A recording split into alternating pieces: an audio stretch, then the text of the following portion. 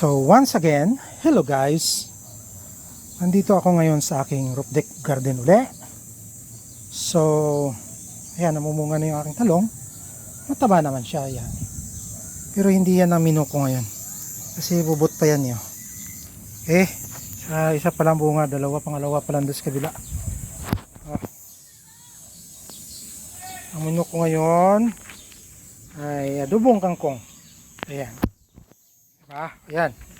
So, nag-harvest na ako. Nadagdagan ko na lang.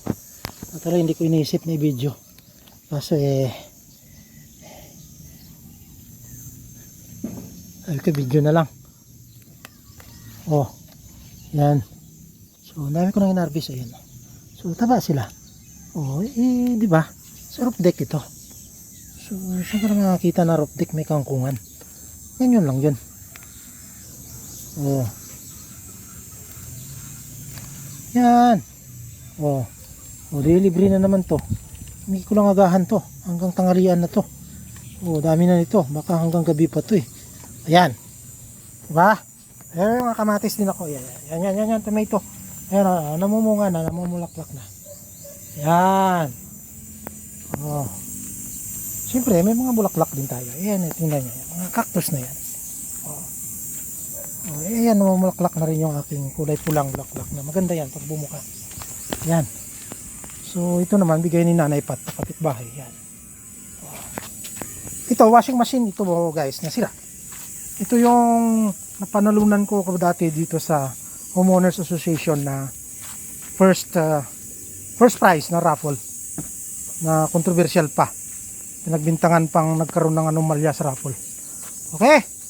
So, minsan tao talaga medyo mahirap ang pag-iisip. Ayan, makikita nyo, ang dami niyan. So, mga mustasa yan. Yung iba niyan, dikit-dikit na masyado, lilipat ko. Doon sa mga paso na bakante pa. Okay? Mga dating kinuha ko sa garbage. Okay? Ay, ang ganda naman. Oh. Tingnan nyo. So, ikutin ko muna ha. Ayan. O, diba, ang ganda-ganda na ng apple ko. Yun, mangga kabayo. Okay? Ayan, daming talong. So, sufficiente na yan. In the next few months, laga ko lang yan, tapos dudurugin, haluan ng binating itlog. Okay? Ayan. Ay, may mga mangga pa ako. Kaso, nabutan na natagulan yan. Magbibitakan na mga yan. Ayan. Yun naman, mga Indian mango, wala. Napakain ko na lang sa manok. Ayan, dami. Lalaglagan doon sa baba. Yun na, pagkain ng manok. Oh. Ayan, pero hinog na. Ang makukulit ng bubot pa. Pero ngayong mga magugulang at hinog na pinamimigay naman wala na, magsawa na. Okay. O yan. Ayan lang. Yung last year kong ampalaya, ayan, nakasurvive sa tag-init. Padirig-dirig konti yan, nabuhay. Tapos yung may mga hinog na bunga na bumagsak dyan, na may mga uod kaya hindi ko na-harvest. Ayan, may mga buto rin na bunga na tubo uli. So, yun lang. Wala sa plan.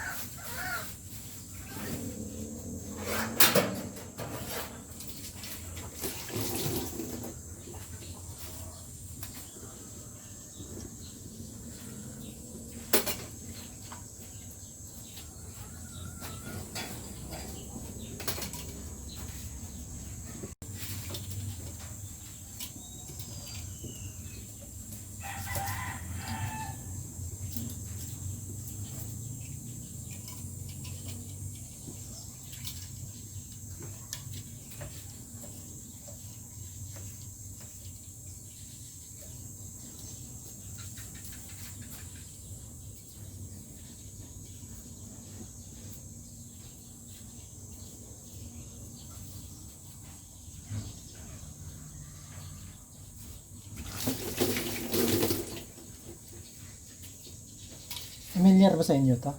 Sibuyas. Minsan mahal-mahal nito, di ba? Oh. 20 pesos bigas per kilo. Oh.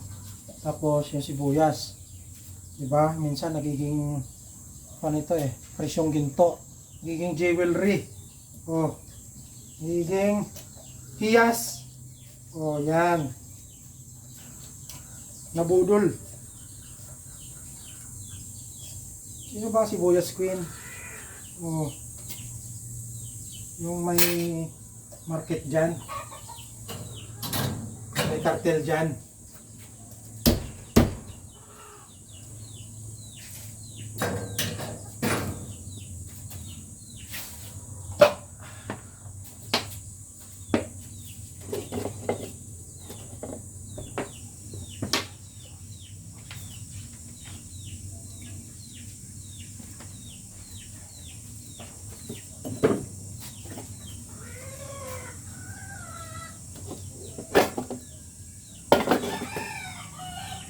So ito guys, yung usual kong hinahalo sa mga gulay ko.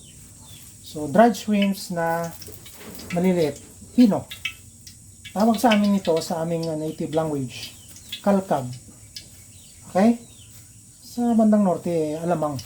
So dried alamang ito, hindi ito yung mabasa. Okay?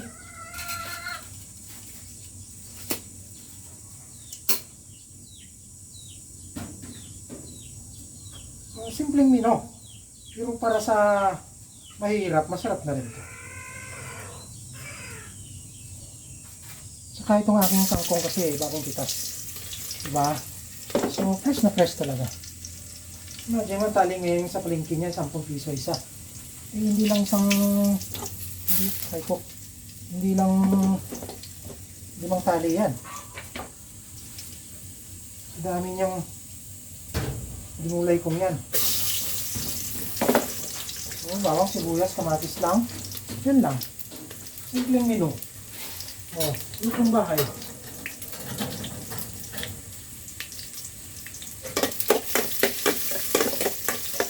Yan.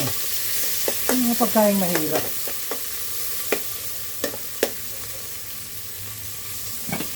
Eh? Mababa yung camera stand ko. Nangihiram pa rin ako sa anak ko. Kasi talagang na-damage yung aking Samsung Galaxy Tab 8. Ito 50 megapixel. Although may mga magaganda ngayon. Kahit yung Infinix meron ng 100 megapixel. Mura lang. Pero kahit anong mura, wala akong budget. Kasi ayan, dami kong pinagagastahan. Kita nyo yan. Oh, binakal ko na lahat. Ayan. Dinimolish ko na yung mga tinamaan ng anay. 8 yata o 10 taon hindi na-sprayan. Kaya inubos ng anay. Ayan. Binakal ko na lahat. Hindi pa tapos. Marami pang i-retouch. Yung aking kubo nga hindi pa tapos. Wala pa akong budget sa kawayan. Mahal ang kawayan dito. Diyan sa bintahan, diyan sa paliparan. 500 ang isang pirasong kawayan. Oh. Ha? Probinsya pinanghihingi lang. So, kung may kubo ka ngayon, gawa sa kawayan, sign of luxury na rin. Mali. Nauna, dapat isama ito sa dinisa. Ibali, okay lang.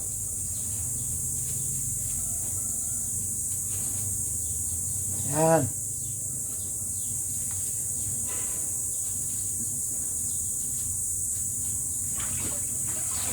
Ngayon, masarap guys yung hipon istansya or Iloilo. Diba? Yung nakabareta, may minsan binabalot na sa dahon saging, naka-triangle, malapot siya. Hindi kagaya ng alamang dito sa Luzon, alamang sa norte, na basa, nakagarapon. Diba? Yung alamang hipon sa Visayas, particularly dyan sa Estancia Iloilo, antique area, which is nadala na rin ng mga Antiqueño Ilonggo sa Mindanao, yung malapot siya, binabalot sa dahon ng saging, minsan pa triangle, parang pitsa, Minsan naman, pa-square, pa-rectangle. So, pag inihaw mo siya, nakabalot sa dahon ng saging ang bango.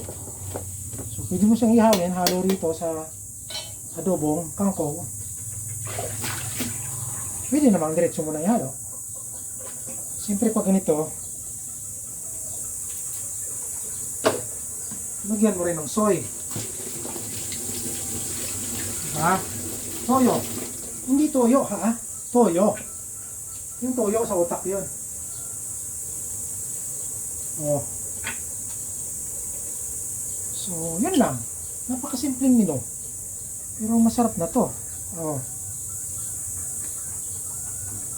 Lalo fresh na fresh to, crunchy crunchy. Oh. Wala nang sabaw-sabaw guys. Lalo mag fresh yung ganyang kangkong. Yung pinagkuluan niya, yung moisture niya, yun na rin sabaw. Siyempre,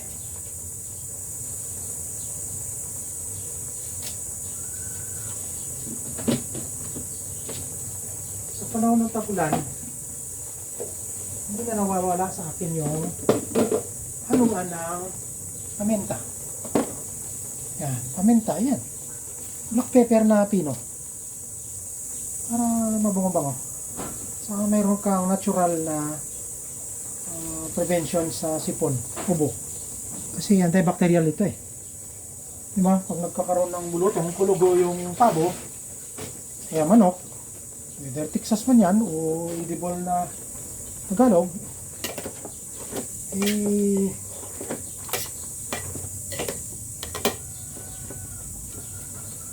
pinapakain ng paminta o kaya sili, diba? Ngayon, kung gusto mo kumpletuin, kainin mo ng paminta, sili, bawang, sibuyas, kamatis, o yan. Tapos pakuluan mo na. Ay, joke yan. Joke yan.